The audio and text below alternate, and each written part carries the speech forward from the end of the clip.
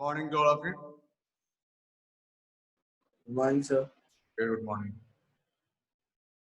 Par Sharma, Morning, what is lens formula? So 1 by V minus 1 upon U equals to 1 upon F. Okay, what is the nature of UV graph?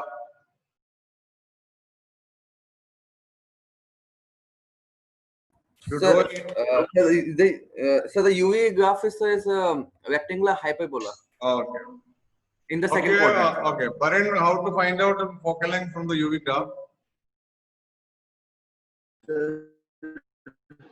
You have to draw a perpendicular Angle bisector. for the UV graph at the center of the graph. Then on the U axis, Okay, you have to draw angle bisector that touches the graph at 2f and 2f, and you calculate the intercept and take the half of that. Okay, fine. So next very important topic. Today we are going to discuss thin lenses in contacts. Very important one. Okay. Thin lenses in contact. So what is the effective focal length? This is more important than the derivation of lens formula. Thin lenses in contact.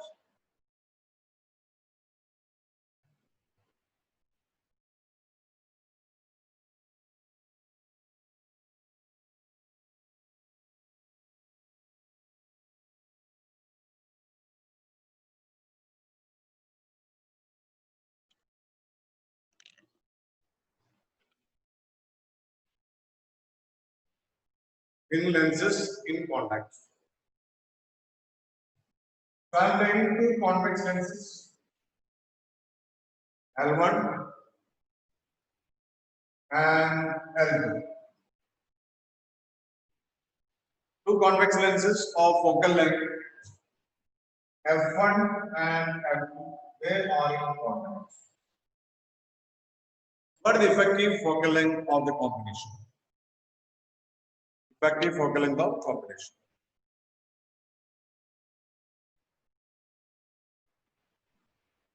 So this is the common principal axis. C1 is optical center of the first one and C2 optical center of the second lens.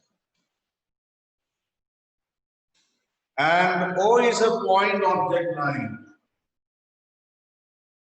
O is a point object line on the common principal axis.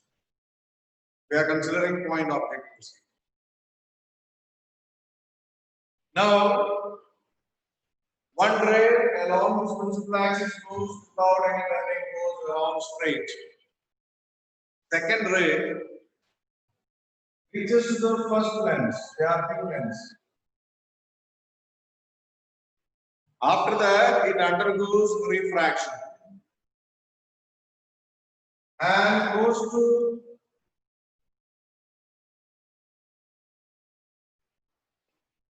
complete the refraction, meet the first ray at I dash if we are not considering the second lens.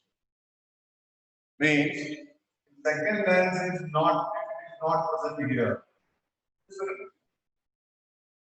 The second lens is not there. Then after refraction, for the first lens, that ray would go and meet. So you cannot see that part.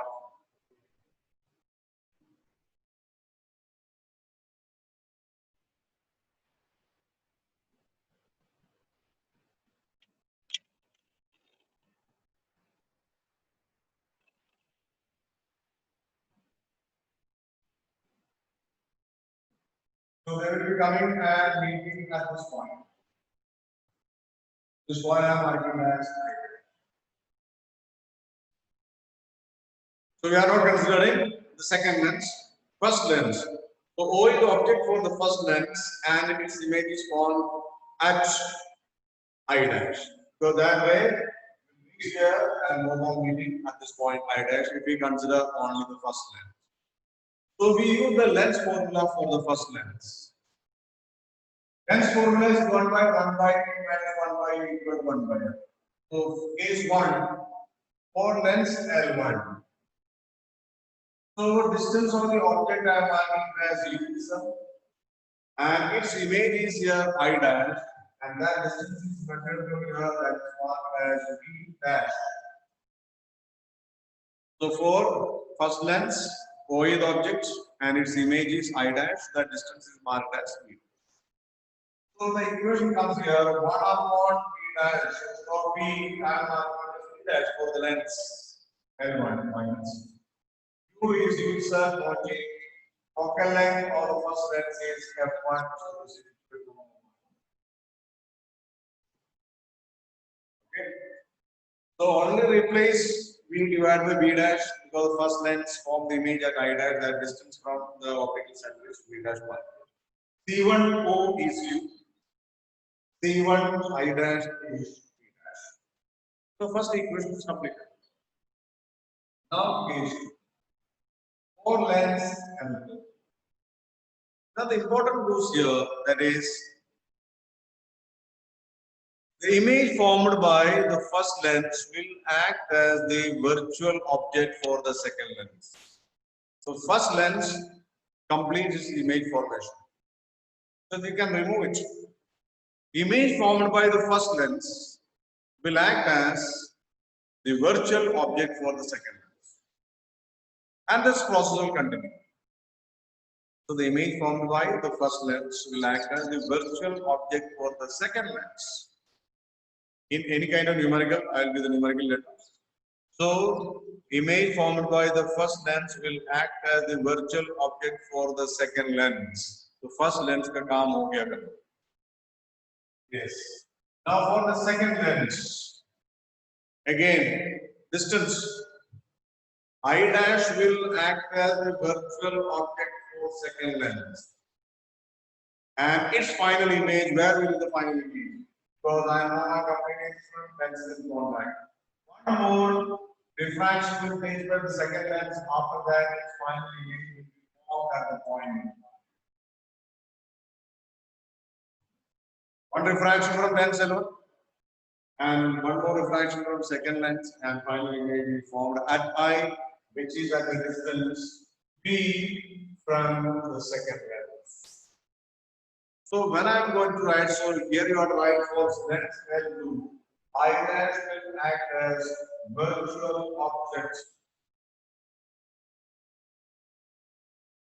for L2. I dash will act as virtual object for L2. So equation is 1 by v minus 1 by into 1 by, I am giving this input in, but comma v and u you are recognize. V is the image distance. Image distance by mark as v itself. I will be marked here. So for second line, this will be 1 upon v minus what object distance. Object distance for the second lens is v dash. These are very thin. Measure the distance from C2 or C1. There is no difference.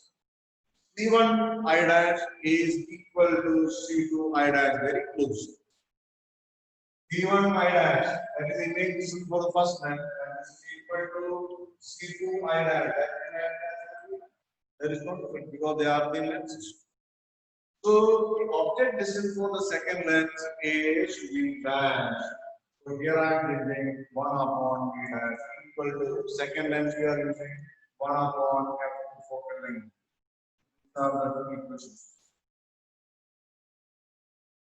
First lens, you have to say that we consider only the first lens.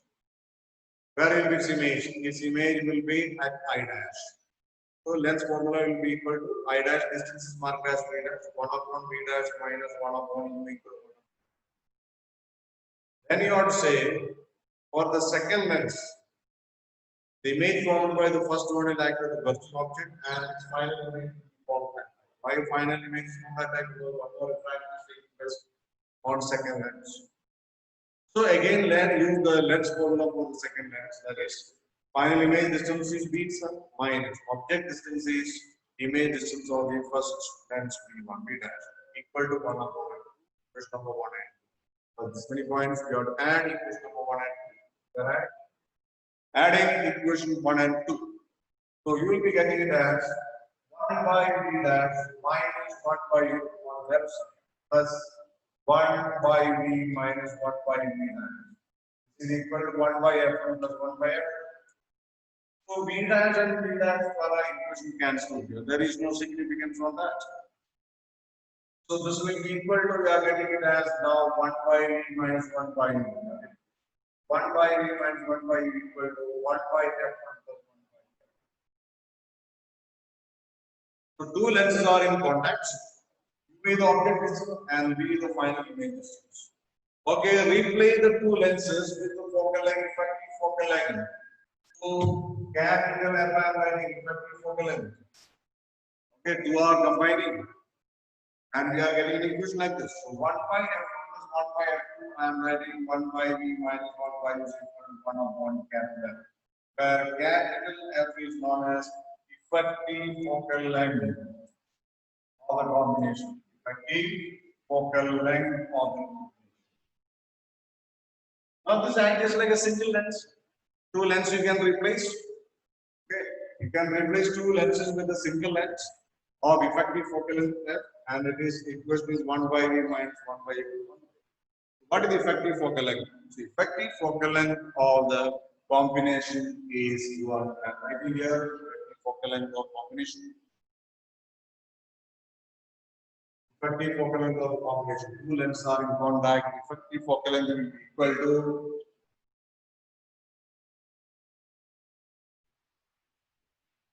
1 by F equal to 1 by F1 plus 1 by F. Equals 4. Effective focal length of the combination is 1 upon F equal to 1 upon F1 plus 1 upon F2. Very important. When two thin lenses are in contact, effective focal length is 1 by capital F equal to 1 by F1 plus 1 by F. So what is the effective power of the combination? Reciprocal of the focal length we have defined as the power of the combination when two lenses are in contact. Effective power 1 upon F equal to P1 plus.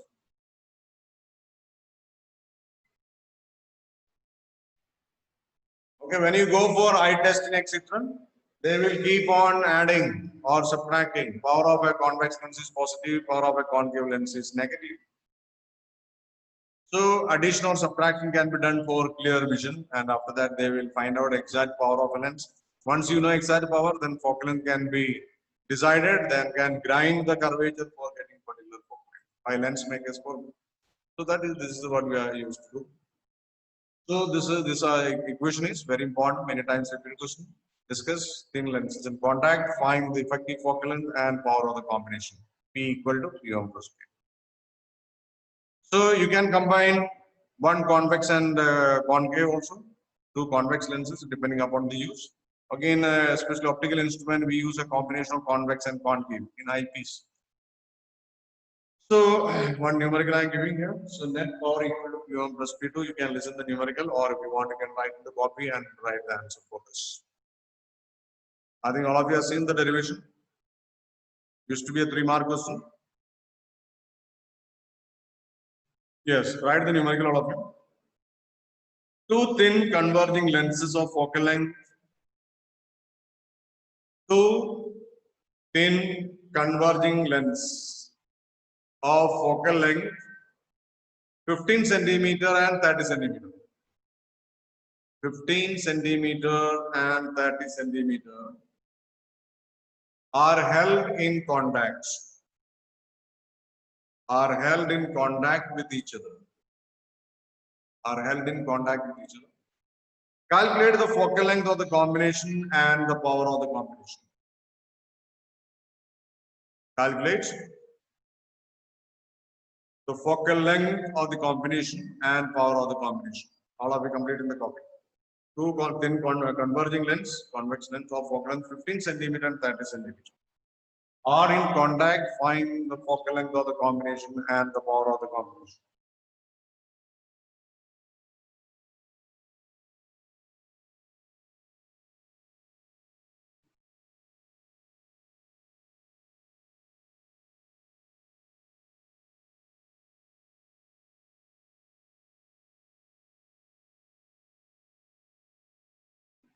First point we write 1 by f equal to 1 by f1 plus 1 by f. Both are convergent f1 is 3 centimeter and f2 is, so both are positive, that is centimeter. 1 by f equal to 1 upon 15 plus 1 upon that. Effective focal length, anyone? 10 centimeters. 10 centimeter. What is the power of the combination? Power of the combination is P equal to 1 by cap F. But here focal length should be expressed in meter. F is 10 centimeter or meter में convert करना है. Okay, 0.1 meter. Therefore, P equal to 1 upon 0.1 equal to 10 diopter. Then only we can write the unit as diopter. Focal length should be in meter for calculating the power of a lens. That is very important. Centimeter में नहीं लगाना है, meter में ही लगाना है.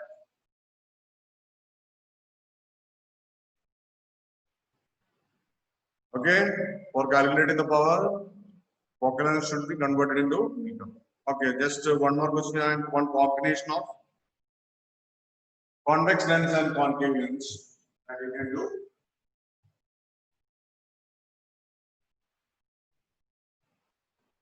What is the effective focal length and effective power of the combination? You can say F1 is going to be as 20 centimeter and this is F2 as 40 centimeter. Effective focal length and power. Calculate the value. One combination of convex and concave.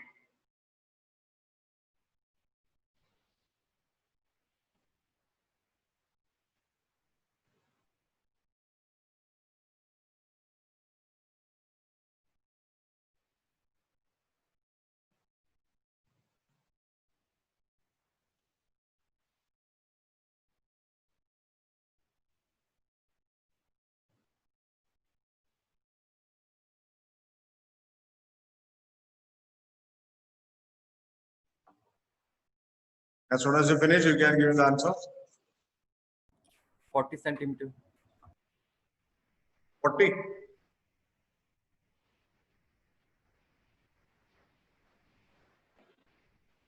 Anyone?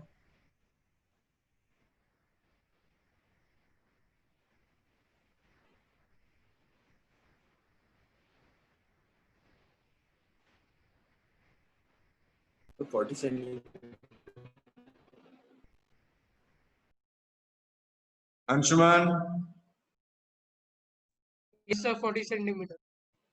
So how you write this? Just tell me. Speak loudly.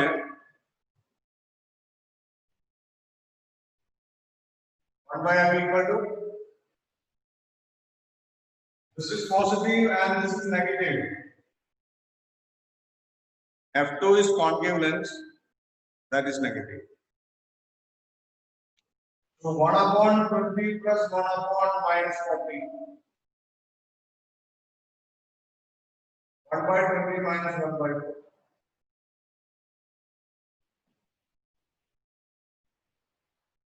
And all of you are done this way? Yes, sir. Minus sign is to be used. Yes, sir. Equal to 40 centimeter. So what is the power of the combination? 2.5. Equal to 1 by f, f should be equal to 0.4 meter. P equal to 1 upon 0.4 equal to 10 divided by 4. 2 points. 2.5. 2.5 plus 2.5. Point 2.5. 0.25 diameter plus sign.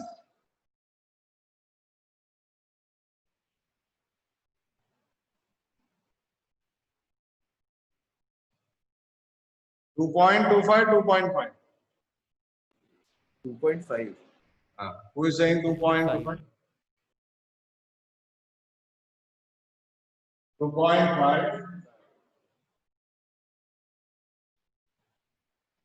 So next, suppose you are having a convex lens of focal length 10 and concave lens of focal length 10.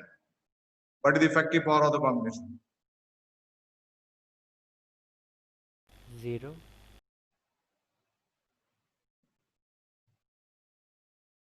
Ten. This is also 10. What do you like?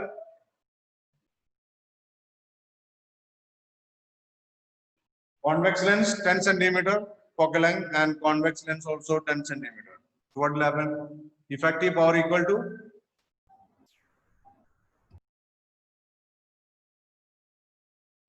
0. effective by power. Effective One by power, effective power is equal to 0. It acts just like a plain glass. So light will pass through. There will be no converging. There will be no diverging. Equal powers है. One P1 minus P2 cancel हो जाएंगे. Okay, both will cancel. So this thin lens is in contact, very important one. So you can keep them far away and you can calculate in all the cases. Image, suppose 2 lenses are there, 3 lenses are there, etc. Okay, I'll give numericals, 2, 3 numericals. Any location they can keep. So image formed by the first one will act as the object for the second. Then second one will make its own image. That image will be the virtual object for the third one. This process will continue. So 2, 3 numericals are there in NCERT. They are important. Go to that. Next topic. The lens completed. Next is another transparent medium. We are cutting transparent medium in the form of a prism. The next is refraction through glass prism. Refraction. This is also very important. Refraction through glass prism.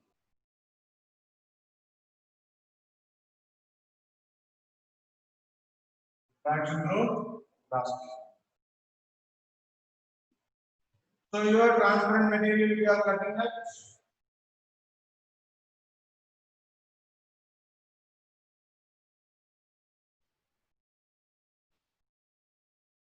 So how many triangular, rectangular surfaces are there for a prism?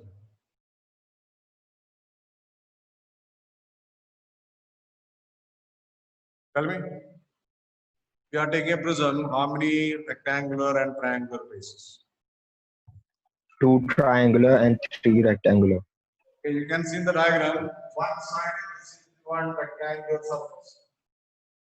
This is another rectangular surface, and after that the base.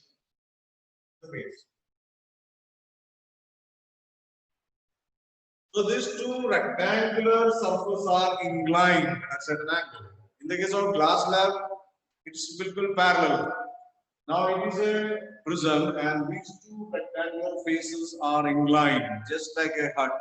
So the angle between these two, we call it as angle of prism. If it is an equilateral prism, angle A will be equal to 6 degrees. So refraction will take place from your right axis, from your rarer to denser, and light comes from your denser to rarer. Refractions. So rarer to denser at one. So these refracting surfaces, they are rectangular, they are inclined. This angle is known as angle of prism. The front surface is triangular and this back surface is also the triangular one. So there are 5 surfaces here. So we have to explain refraction through glass prism, just like refraction through glass slab, refraction through lenses. Now last one is refraction through glass prism. So diagram for refraction through glass prism.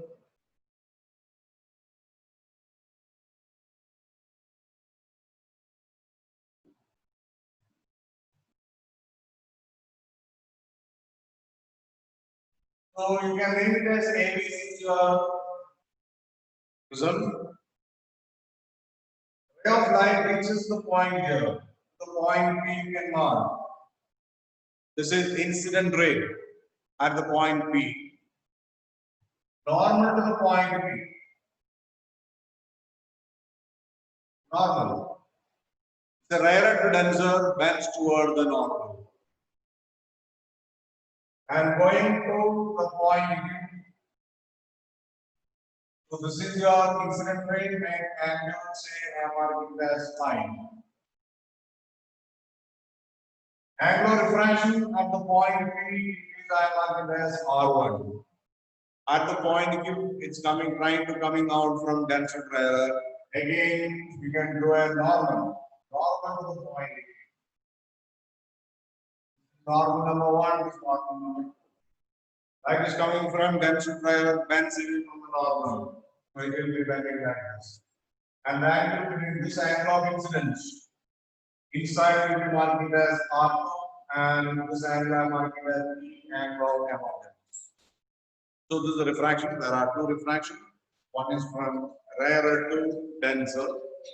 On the first surface, AB, angle I, angle of incidence, R1, angle of refraction at the point P. Reaching the point Q here makes an angle R2 with normal there, so it acts as angle of incidence at this point. Goes from dense to rarer, bends away from the normal, and this will be emergent ray. This is emergent ray, this is refracted ray, and this is incident. This is emergent ray. So here main thing we have to calculate through what angle the emergent ray deviates from the direction of incident ray. So incident ray direction is extending like this backward. So this is the direction of incident ray going left. What angle the emergent ray makes with the incident ray? So emergent ray is also extended back. Emergent is extended back and it touches the point C, I'm marking as here R. So this angle is known as angular deviation represented by delta D. Angular deviation. We have to find out the angular deviation. That is very important one. Okay. These 2 normals meet at this point. This point you can mark it as S. So all of you complete this diagram. So this is the refraction through glass prism.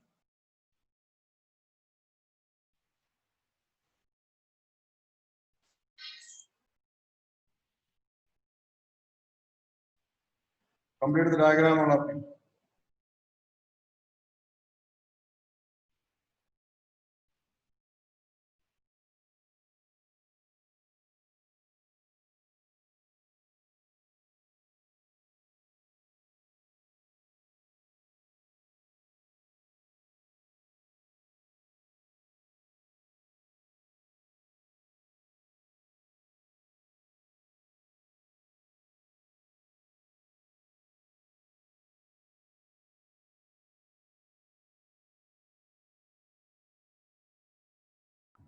Completed, sir.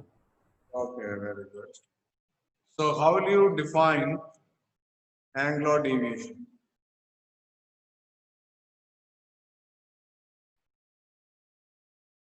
Angular deviation, we have to find out the expression for angular deviation. Angular deviation is defined like this. This is the direction of incident ray.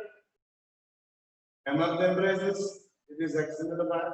Both are meeting at this point in time. So angle made by the emergent ray with the direction of incident ray is known as angular deviation. The angular deviation is the angle made by the emergent ray with the direction of incident ray.